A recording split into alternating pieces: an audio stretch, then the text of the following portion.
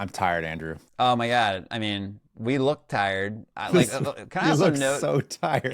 it's like the ungodly hour of 4:30. Yeah, and it's winter, so it's like dark. Look how It's dark this is. This it's is dark. depressed, and I have like my light on the lowest possible setting. Let me just turn it off.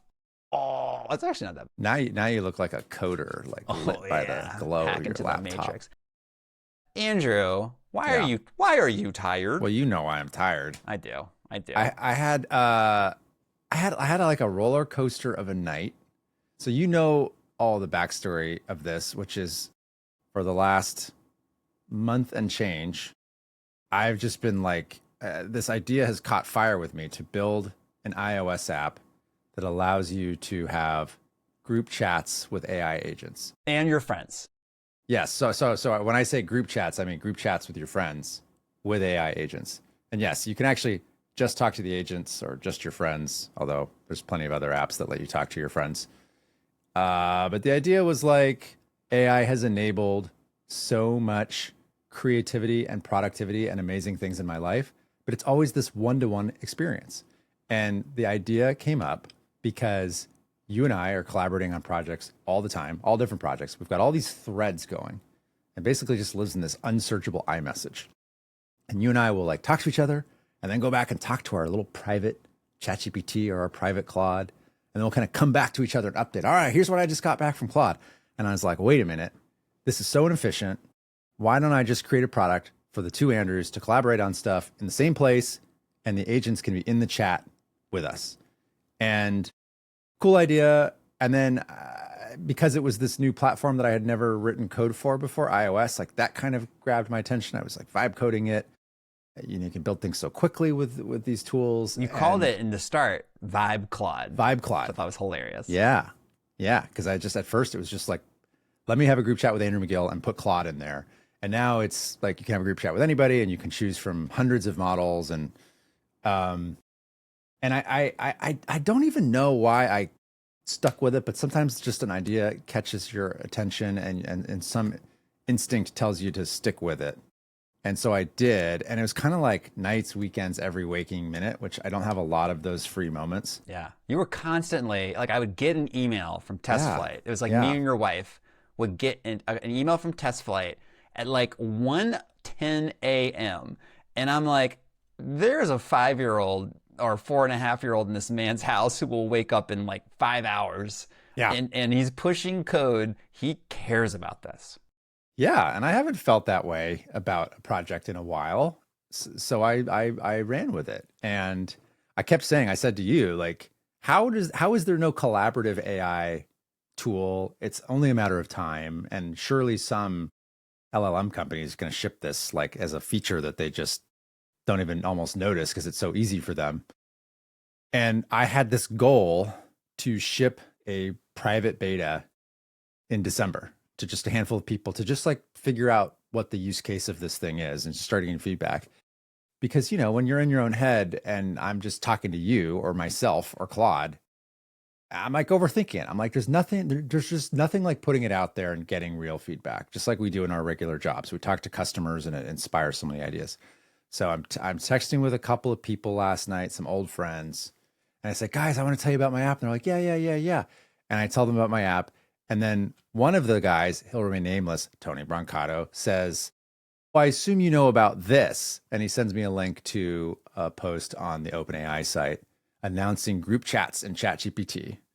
Now you know, we're now testing this feature in like 4 random countries. And I immediately I look over to my wife and tell her, and she's like, she just has the saddest, most just because she knows how much I spent on Yes. this, and I'm just really sad.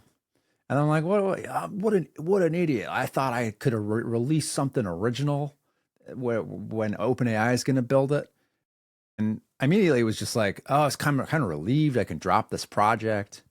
And then I was like, no, I got to stick with it. And I Yeah. asked you, I was like, do I just release it now and get feedback, or do I niche down and like spend a little more time on it and then ship it? And you're like, but both, like just go.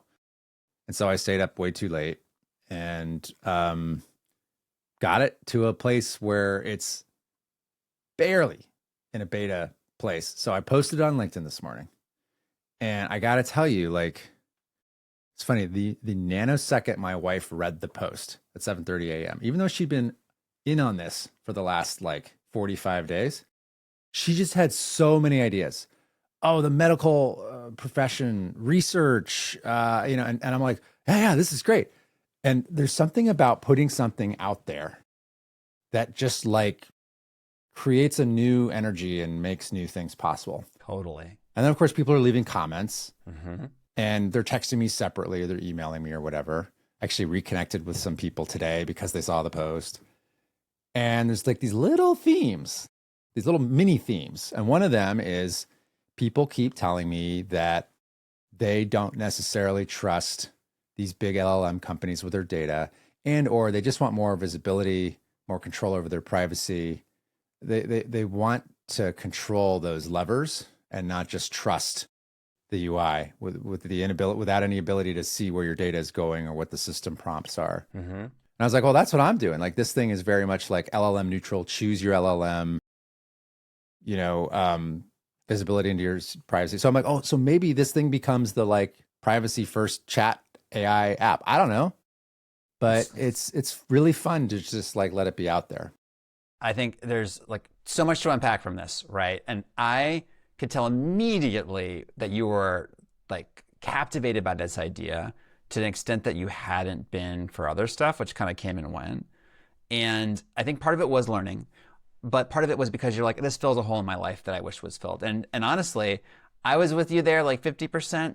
I think I've actually gotten there to 100% because it has facilitated some really helpful conversations between us about how we run our businesses and like how we collaborate together. And that was just actually pure magic. And I think there's a whole niche right there, like marriage counseling, basically. But let's bring it back to the moment last night where you saw that a big institutional player kind of did the thing that it should have done, and it built a feature that was good, and it took away like first mover advantage from you. I feel like this is echoing back in my mind to something I was thinking about months ago with like some email thing I wanted to make about like promo codes in your email, and it would like find promo codes for you. And we were talking about the company Boomerang, which was one of the early like plugins for Gmail that let you send email later. And it had like a whole user base based off of that. And then, of course, Gmail rolled out the feature. And you and I had that conversation. And I was like, oh, they're probably out of business now. Probably not around. That's just what happens. And no, Boomerang is still around and they are still making products. It's just different than what they had before. And it's a little bit more niche. And I don't know if you read my LinkedIn post this morning, but I reposted you. And You reposted me. I reposted you, and I wrote, should I just do it from memory? Yeah. Okay. I didn't see it. You have to start crying at some point. Okay. I said, I think in retrospect, this will be seen as a blessing in disguise for Andrew because it's freed him to not have to build like the big platform, like the big Omni tool that works for everybody, which is always going to be the first move for a big platform. They just make stuff and they spray it out there, and then it's up to us to figure out with our subcultures like how we hack them to do the things we actually want to do, but they don't do them very well because we're hacking them. This frees you to focus on like solving a much more smaller but maybe more important problem, and then doing it 10 times better and ultimately making a 10 times more lovable product. That is what I think is the silver lining out of a big platform big footing you, is that you get to choose the more interesting problem that's a smaller subset of that. Maybe I'm being Pollyannish, but I think it's kind of cool. Well, listeners can't see this, but there are tears streaming down my face. Yeah, I agree. I feel like I was, even though it was only a month and change, it felt like longer when I was in my own head. And I felt like I was imprisoned by this thing that wasn't ready to share with anybody. This is what we do in our work lives all the time. We help people like ship products before they think they're ready because you just have to put something out there. We're not always good at like applying our own product practices to our own lives, but that's a different discussion. And I'm kind of like, oh, I'm relieved. Like I want to find that smaller problem.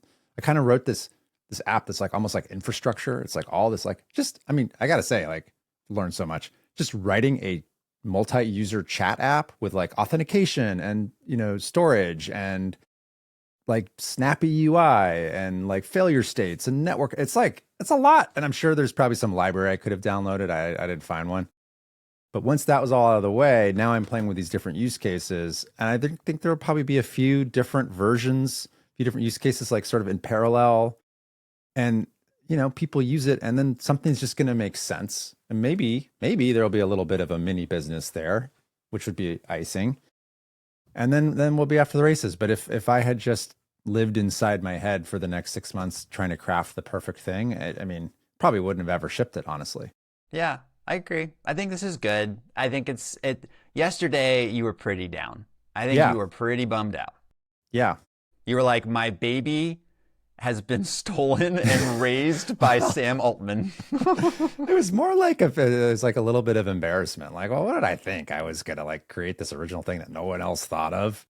But people on LinkedIn this morning were saying, keep plowing because these big platforms, they blithely change their strategy, and this little feature is not important for them anymore, and it just gets deprioritized. Or they do a test in New Zealand and South Korea, and it doesn't really take off, and they just say, yeah, it's not really the direction for us.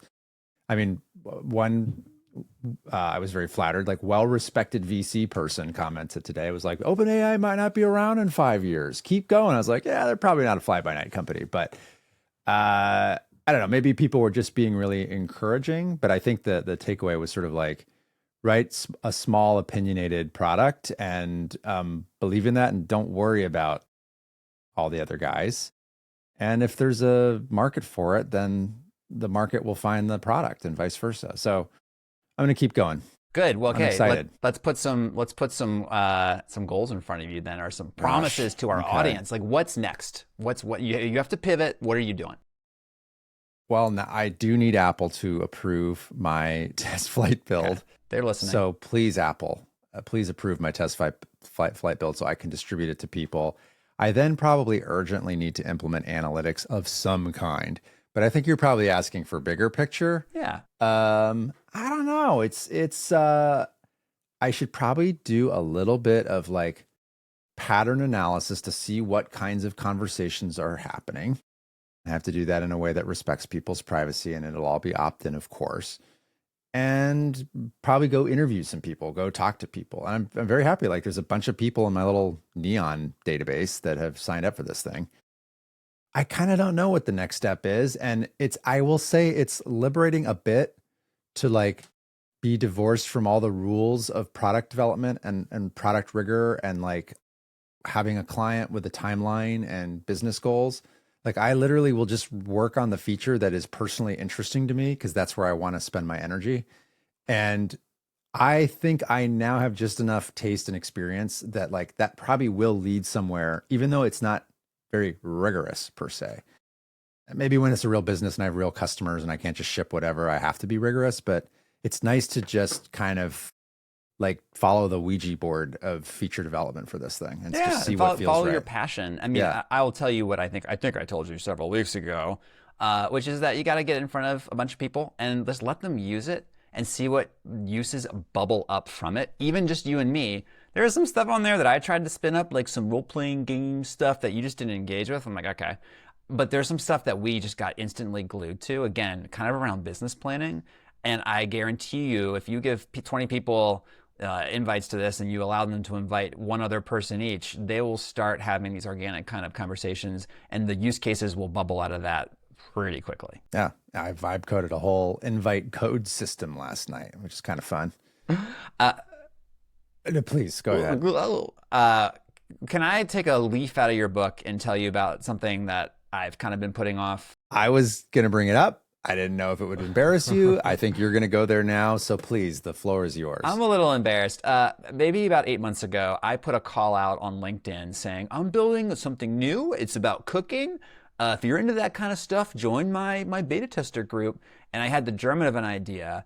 And I was like, once I get people in the door here, I'm just going to start working on it and I'm going to get it out. And a bunch of people signed up and were great and gave me like survey results for how they currently use cooking apps and like basically how they approach meal planning.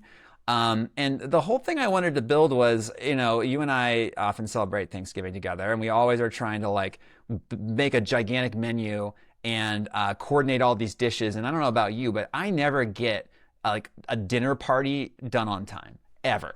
I am like always way too late on one recipe. People are waiting. I'm like, just have this first. I'll be right back. And I never end up eating with the family. There was a whole thing with my daughter's second birthday, but some nachos that I still hear about. Like, I think that there is a value in building an app powered by AI that takes a bunch of different recipes and smashes them into one big meal plan so you can deliver a dinner party or a Thanksgiving on time. And I'm like, this is a simple idea. It's probably a simple app. I should just go and make it. And I even talked to some people, one fellow that worked at a prominent media company's cooking app. He's like, Thanksgiving, that's when you got to launch. People need this for Thanksgiving. Yeah.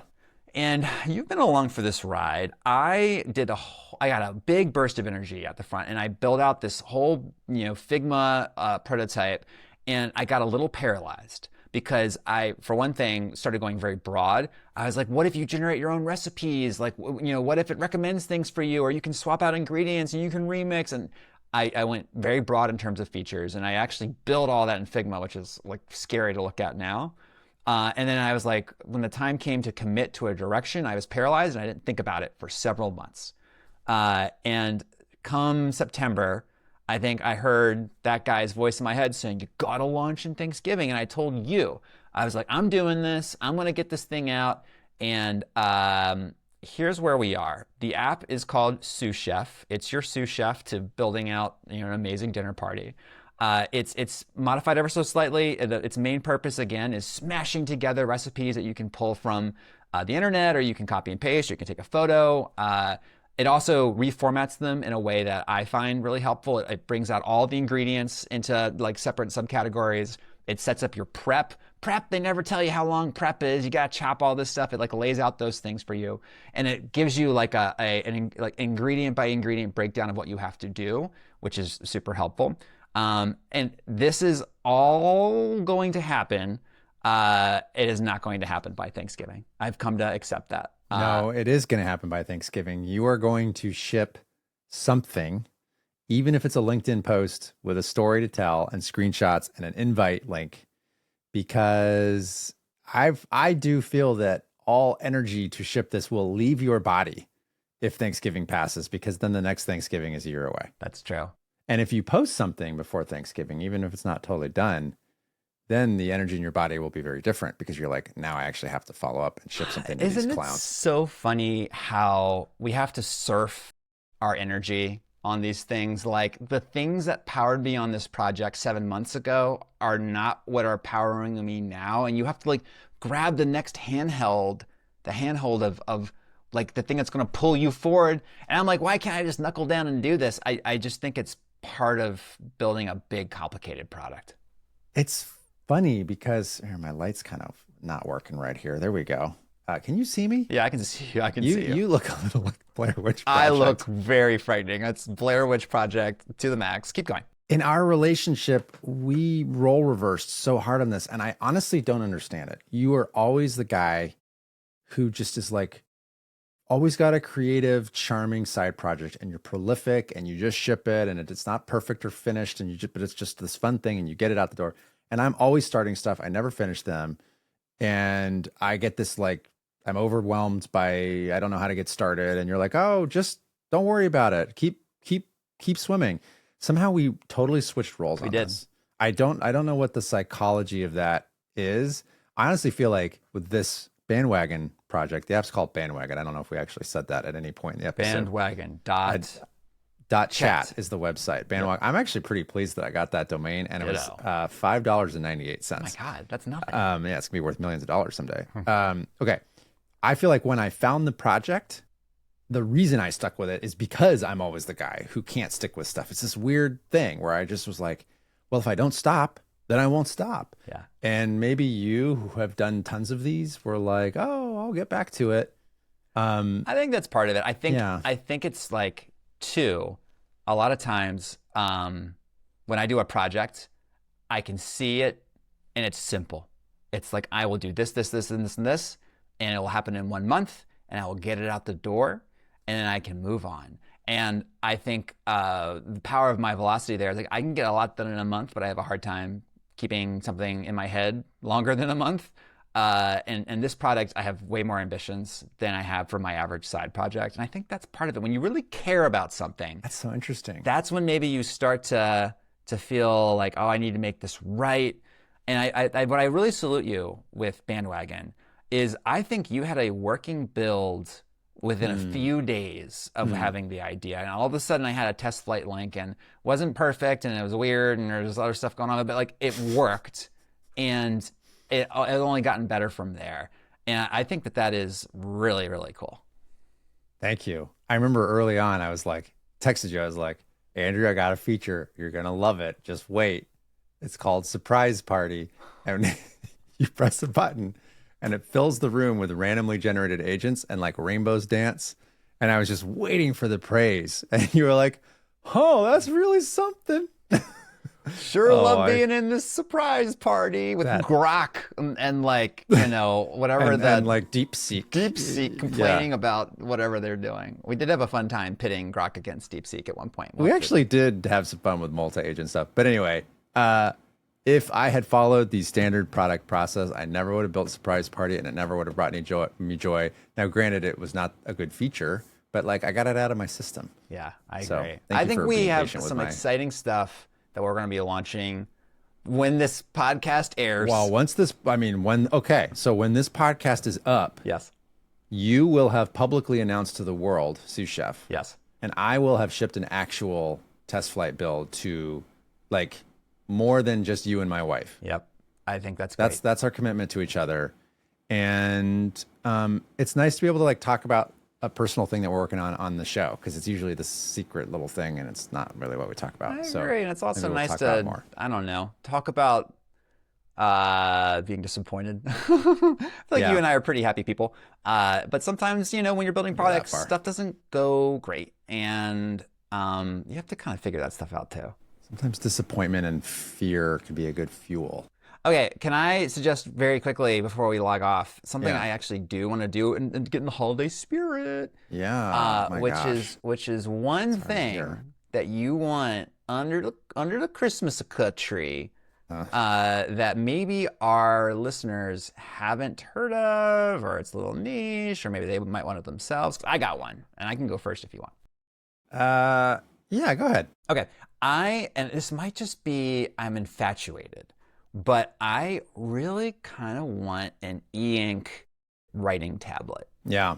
Like you've seen, I'm sure on like Instagram, the ads for the Remarkable Remarkable. Paper Pearl. Remarkable with the M, Remarkable. Remarkable. And it's like, you know, it's like a Kindle you can write on, but it's like way better. It costs a lot of money, and like the latency on the pen is amazing. You think you're actually writing, and the texture's great. And you know, I have my journals, and I'm like, wouldn't it be cool if I could like write in that stuff and like have my to-do list and boring things like that, and have it in the cloud. So then it can go into Notion and it can be OCR'd, and I wouldn't have to like, I don't know, take photos of my book like I do sometimes. And it's obscenely expensive. It's like $600 plus. It's not that much. I think that is for a single use, like we only write on it thing. That's a lot. That's of a money. lot of money. I thought it was like $400 for those things. That's I mean, it's 400. Yeah, 400. 400 is a lot too, but like 600. My gosh. 600, and then you gotta get the special pen, and you gotta get the folio, the good Oh, folio. yeah. You know, don't want to be one of those guys who uses a Sharpie on your Remarkable. No, and then no pull it out of way. the box. So I'm not actually sure I want someone. I'm not sure I want my wife to buy it for me because it's a lot. But it is something I don't know if Santa brought. I would probably enjoy. Remarkable's been around for a while, and it like ticks all the boxes of like the fantasy device that I've wanted forever, and yet I don't have one. And I guess it's because it's still expensive. I Yeah, don't know. it's like a VR headset for me. You actually Yeah. had a VR headset for a little bit because you had the PlayStation VR, I think. But God, I actually forgot I had that. I'm always like, I see, the Meta, you know, Quest 2 is only $299 now. I'm like, oh, should I get that? I think Remarkable is kind of in the same place for me. See, yours at least though is it's like too expensive to justify buying for yourself, but there's a real practical use. I have stuff that like I never ask for and I never buy because I want it and I want to have it, but it's like I don't really need it. I don't know why this comes to mind, but they make Kindles in color now, Andrew. Yeah, You know no, I this? know. Yeah. They do the Kindle color, and it's pretty pricey. I want to say it's $200. And usually with these Kindles, you trade in your old Kindle, and they give you 20% off plus the value of the Kindle, and you end up. And then if you do it on Black Friday and you have an Amazon gift card, you spend like $10 on the Kindle. So that's basically me every 5 years. I like Kindles. I've always liked them. I don't really need the color. I kind of feel like my daughter would like it because she always wants to like read on the Kindle, and it's not a really good experience for a little kid. So that's one. Yeah. And then I go down the rabbit hole of reviews, and people are like, "Oh, the color is not pristine on certain pages." I'm like, "Oh, it's not ready. I shouldn't buy it." Well, So I want you to dream bigger because I know you have like cameras you wish you could buy. Like, what's the glassy thing you want? Oh yeah, I mean, I'd love a Sony ZV-10 II You're making camera. That's No, it's a real. Google it. Made up letters and numbers. It's every Sony product sounds like made up numbers and letters. What is so great about this camera? I would blanket my home in Sonos speakers that I don't really need, right? Like that's true. you're coming to my house for Thanksgiving, and every year you come and you're like, I can't believe you don't have a speaker in the kitchen or the fireplace room. I'm like, I know, I should just do it, and then I don't. I'm still not doing it again this year. Make another effing comment about it. I don't know. I'd love a Switch 2. Switch 2. Switch 2. I mean, I enjoy my Switch 2, which was Yeah. my wife's birthday present, but was kind of a present for me too. Please bring it. Oh, I will. Please bring it. We got to play some, well, of course, Mario Kart with 24 other Mario Karters. We got to do Donkey Kong. And AI agents can be bandwagon Mario Kart. It's true. Yeah. Okay, this has been Product Fridays. Andrew, I don't think we did a limerick. I feel bad about that. Oh shoot! Now You know here's what? the thing. And we've gotten more reviews, which is really, really nice. Well, here's what I would say. Yeah. I definitely wrote one, and I'm like hurriedly trying to find it now because I'm pretty sure a friend of the podcast, Paul Schaefer, wrote a review. Longtime band leader for David Letterman. Uh-huh. But I'm not seeing it. I'm searching limerick Actually, in it's a my... different Paul Schaefer, just so everyone knows. This could be a really bad idea. Also, my Mac won't let me open the podcast app, so I can't look at the reviews. Yeah. Is it a horrible idea to like improvise a limerick? No, let's do it. Let me I need to see something. I can't. I will give you a limerick. Hold on. Okay. And you'll edit this You down. mean you'll give me a name? You mean? Yeah, I'll give you a name. You do one and I'll do one. How's that? This is probably going to be hard. It's going to be hard. At this point in the podcast, if someone's still listening, like they're in it for the long haul, right? Yeah, like, we forgot to do the whole thing where we say at the beginning, we'll write you a limerick. Well, we probably shouldn't keep offering that. That's It's true. like people are being really nice and writing reviews, and then we have to keep writing limericks. But they are fun. Let's see here. Can you just flash some names on the screen? Can I just, you want me to like read them out loud, or do you want me to? Okay, here we go. You ready for one? Yeah, and then we'll see which one we want to pick up. I think this one's going to be a personal one for you. Nanita Juanita. Nonita Juanita, I know who that is. Okay, is that who we're doing? Let's do it. So limericks are like da da da da da da da da. Yeah, and yeah. I feel like the first line's easy because it's like There once was a. yeah. But you got to get the meter right. There once was a. I guess there once was a Nana named Juanita. There once was a Nana named. Well, no, she's not a Nana. Nonita. There once was a Nonita Juanita. Maybe that's it. It's your mother, right? Yeah, it's my mother. Okay, so she is a grandma. It's one of her old nicknames. I guess she is a grandma. Yeah. So play with me here. I'm helping you. Yeah. There once was Nonita Juanita, and what she wrote could not have been sweeter. She logged into computer. But what was the review, by the way? I need to see it on a screen. The review was... Share your screen. Can I just read it out loud to you? Yes, this read the review. An audio memory. The Andrews engage in entertaining and insightful banter about all things AI in a way that is understandable to both tech pros and non-pros. Well worth the weekly listen. But my favorite part, thank you, Nanita, is the subject line of this review, which is easily digested.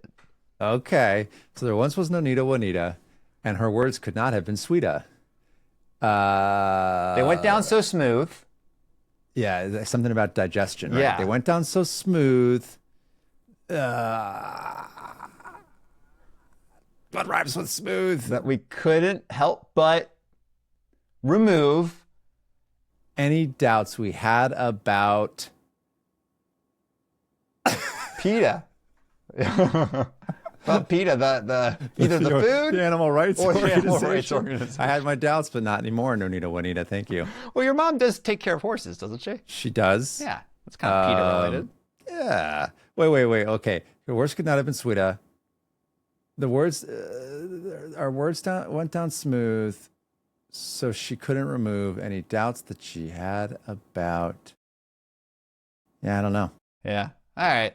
Well, you know what? I think we get one gimme with your mom. The limerick can be bad. She still has to love you, and by extension, me.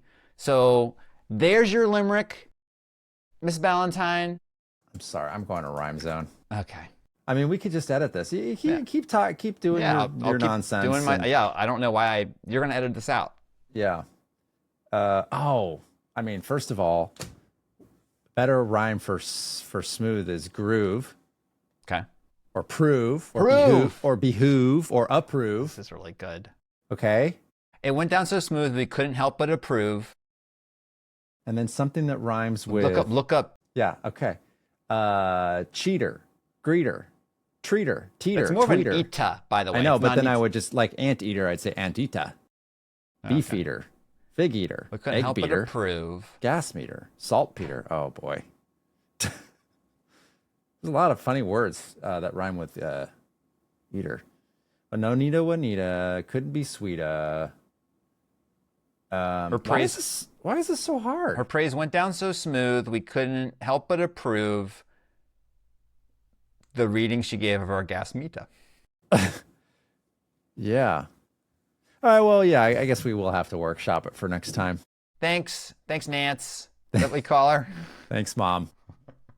This has been Product Fridays. I guess we should say again, if you leave a review, we'll do better than this next time. You gotta understand, we're like in our melting chambers right now. So yeah, sorry. maybe if you leave a review on Apple Podcasts, we won't do any more limericks as our little treat to you.